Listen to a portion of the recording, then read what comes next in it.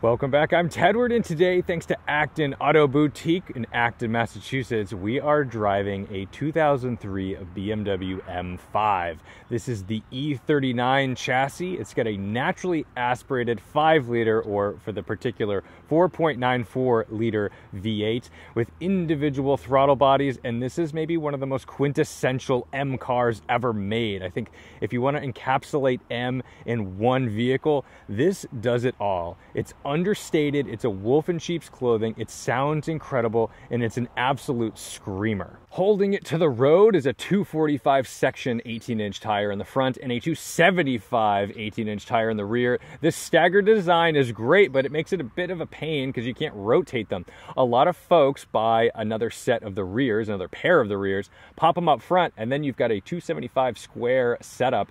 That'll help this thing really turn into a corner. For those of you who are into all the options on these cars, this one has the PDC, the parking distance control. It has ostrich leather, the faux ostrich leather, which is what you can see right here, sort of that texture on the doors and on the center of the seats. It's also got window shades as well as the rear sunshade. That's actually really nice to have. It has the fold down seats, which is not everybody's favorite option, but kind of makes it easier to carry things around.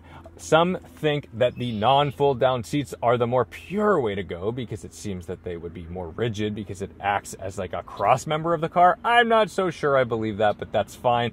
Everyone has their opinions. Inside the car, this is where you start to see why this car cost so much back in 2003, but it's well upholstered. Alcantara headliner, it's gorgeous. And this one doesn't have all of the options. Some of them have leather on the top of the doors, the bottom of the doors, and the dashboard would be leather. My car has all of that, and I'll tell you what, it's kind of a pain to maintain, so I do appreciate the simpler, cheaper version of this. The interior also had trim options. This has the aluminum trim. You could also get wood, anthracite, and maybe another option, but that's what I remember, and I know that everybody wanted this aluminum trim. That was the one to get. But what's funny when you're sitting back here is that it's not a large car. I always thought of this as a very large vehicle back in the day because it was a mid-size sedan. But by today's standards, this is just about as big as my Honda Civic Si from 2022. But what you don't get in a Honda from today is the solid tank feeling that you do get in an E39 M5. Let me show you under the hood. This is really important. Under here is the heart of our BMW, and we've got a carbon fiber BMW M Power badge across this. When you open this up, the intakes are actually like Medusa's hair. It's this crazy series of tubes for the intake, which is absolutely wild. But otherwise, it's fairly simple. You've got a cartridge filter, oil filter, and your intakes, power steering, ABS, all the goodies, and things are fairly accessible in here. So it isn't the worst thing in the world to work on. But a few things to note. This is a 2003, which means it's an LCI, or life cycle impulse. For those who don't know what that means, that's a facelift. In 2000, which was the first year we received the M5 in the United States, it had different headlights, it had different taillights. The dashboard was black faces instead of gray faces. Very simple things, but enough that it changed the way things work. In addition to that, this took 10W60 recommended in 2000, and after 2000, the 01, which was the first year of the LCI, 02 and 03 were recommended 5W30. For those of you like me who've scoured M5 forums for all those years, we believe that's because they changed the piston ring clearances, which allowed for this to burn less oil. So those 2000 model years were actually burning a lot of oil. One of my favorite party tricks of the M5 are the fold mirrors. It seems everything today has a folding mirror, but man, in 2003, this was the jam. And the bullet-shaped mirrors were iconic as well, and they still look good. Man, this car, just from every angle, looks incredible. But while this thing does look the part, it is the ultimate driving machine. So, let's take it out for a ride.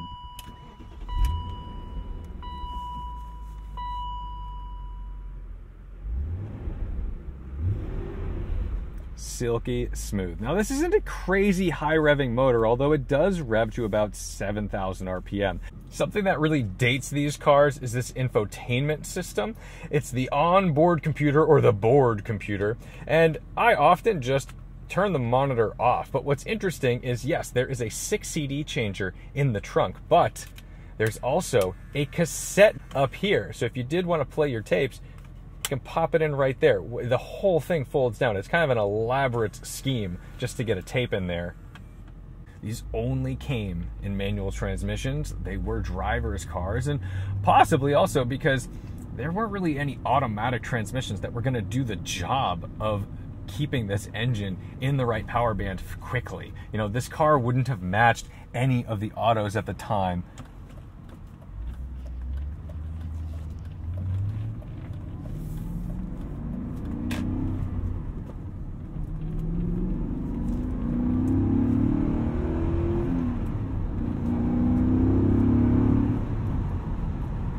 Now, while this is a potent engine, it's got about 400 horsepower, around the same amount of torque, it's not like a drag car. I remember being a kid watching StreetFire.net, because that's the only place we could have watched cars like this back in the day, thinking, wow, these things are just absolute tire shredders, people doing burnouts and 0 to 60s and really launching these cars. But when you drive them, you interact with this car and you realize that is actually not the vibe. It's more of an Autobahn burner. So it's not about that hardcore launch 1-2. It's more about that 3-4-5 that this thing really shines at.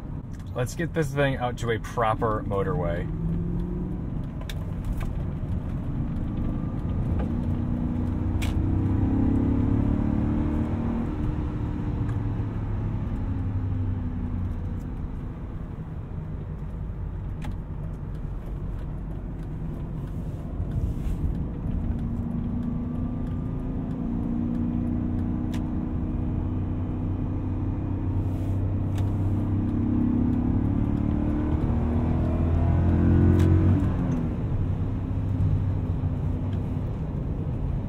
What's frustrating for me right now is that this car actually feels a heck of a lot better than my car, because the suspension is not nearly as worn. This has half the miles on the car, and it's really inspiring me to go out and maybe go to FCP Euro and do a full suspension refresh on my car.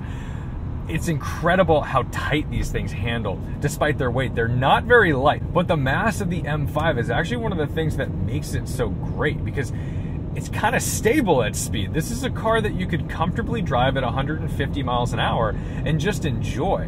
One thing I would upgrade today are the brakes. They're not monster brakes. They're single piston calipers front and rear. Not the most impressive thing, and not exactly something that you're going to want to rely on for repeated stops from triple digit speeds. But the thing it does so well is fly under the radar. It's just a silver sedan. It's not really anything to most people.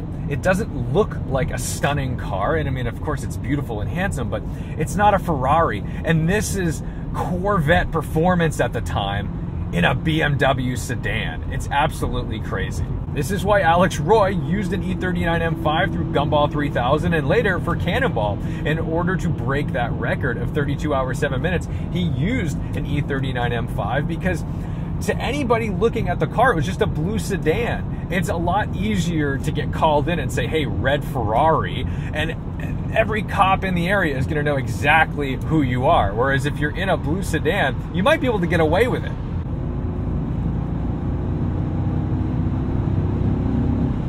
So much juicy low-end torque. That's what's beautiful. It's like you barely even need that downshift.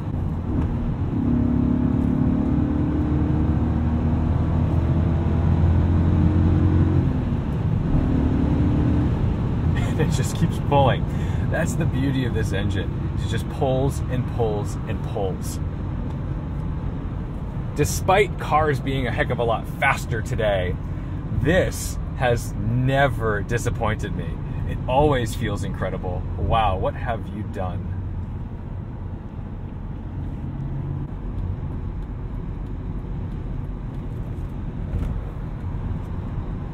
Get into these brakes a little bit. I mean, they're plenty. They don't make you nervous, but you know that from high speeds, you're going to want a little more than that.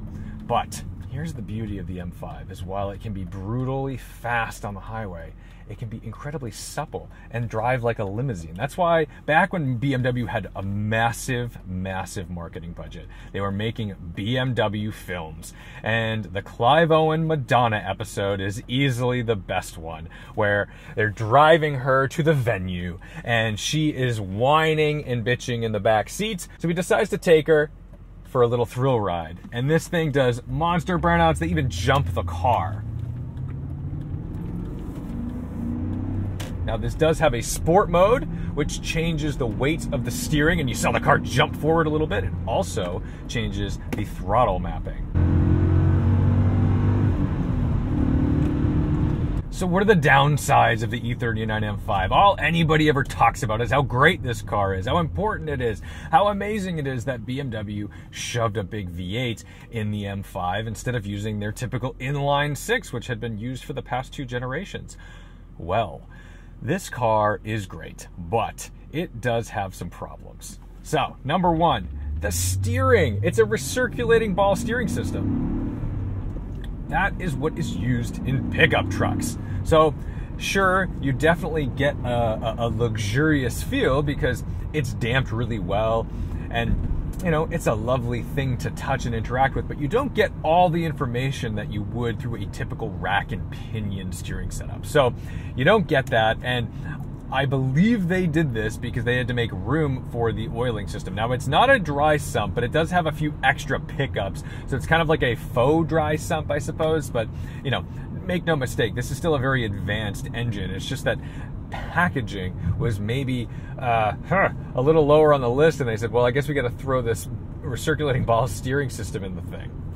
And then the only other thing about this car from an interaction or driving standpoint that I feel like is a little lacking is just the shifter. Now, that could be charming to you, and that's an opinion of mine. I just think that BMW shifters typically are very rubbery. They don't give you the rifle bolt action that you get in like a Camaro or a GT3. Not that I'm comparing this to a GT3, but it is something to be noted that while you are driving one of the greatest driver's sedans of all time, this shifter is not going to be the most satisfying thing in the world. However, there are some aftermarket fixes to it, and some of those aftermarket fixes use BMW parts. You just throw on a E60 5 Series shifter, and that seems to do the trick for a lot of people. It shortens the throw, and it gives it a little more notchiness, takes away some of that rubbery attitude.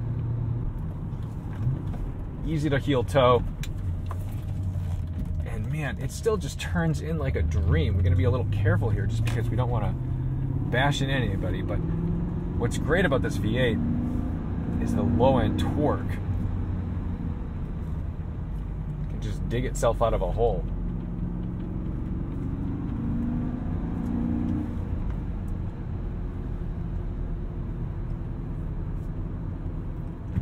And this exhaust note is iconic. A lot of people, they tear into this exhaust so that way they can open it up, and it does sound incredible, but I always think the stock sound of this car really suits it.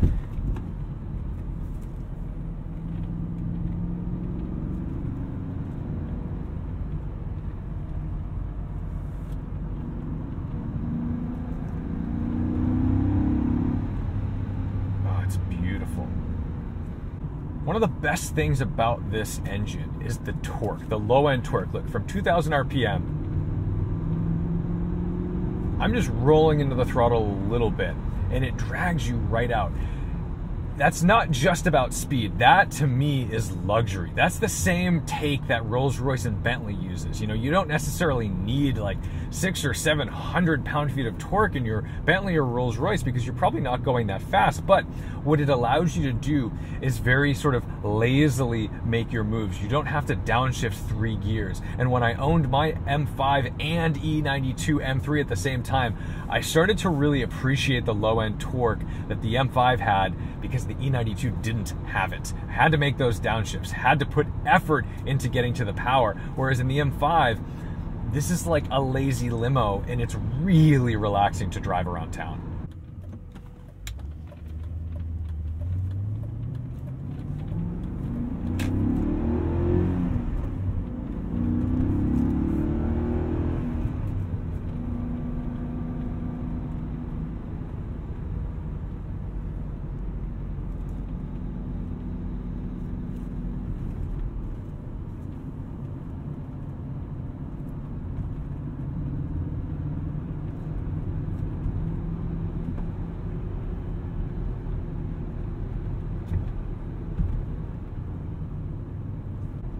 So guys, I think that's gonna do it for the final year of the E39 M5. Look, this car is great because it mixes old world charm. It's just old enough that it feels like a proper car, but it's just modern enough that you could in fact daily drive this every day, unironically. I mean, sure, you might want to change out the infotainment system if you need to have your Apple CarPlay. There are options available. You can actually do that. But the beauty of this car is that you're getting a naturally aspirated V8 that you can really, on the highway, you can kind of milk about 24 miles per gallon out of. I've done it. It's wonderful. You've got individual throttle bodies, which gives you just unparalleled and instant throttle response. It's just right there on tap. It's a real joy to drive. Despite the somewhat lackluster recirculating ball steering system, it still feels really good. And in a world where everything is an e-pass system, the electronically assisted steering, this actually isn't so bad. It's still hydraulic. So if you've been on the hunt for an E39 M5 and you're just watching prices go up and up and up and up, like now might be the time to get your hands on one, snag one, get the best one you can get, the lowest mileage, the best condition, because I'll tell you what, it is an uphill battle if you buy a beater. This is not an easy car to buy ruined and hope to get back into like new condition. So do your best, spend as much as you can on the best example you can, and then go from there. Thank you to Acton Auto Boutique for the opportunity to drive this minty fresh 57,000 mile 2003 E39 M5. Thank you guys so much for watching, liking, commenting, and subscribing. Don't forget to respect the drive, and I'll see you in the next one. I rarely found myself ever hitting redline in my M5 because it was often unnecessary. The only time I really was like, ooh, redline is like the top of fourth gear when you're getting on the highway and you're really going for it. You top out fourth, you go into fifth, and then relax at triple digit speeds in sixth gear. That's like the beauty of this car, but it has so much meat in that mid-range that it really makes it easy to just never need to exhaust the full potential of this engine.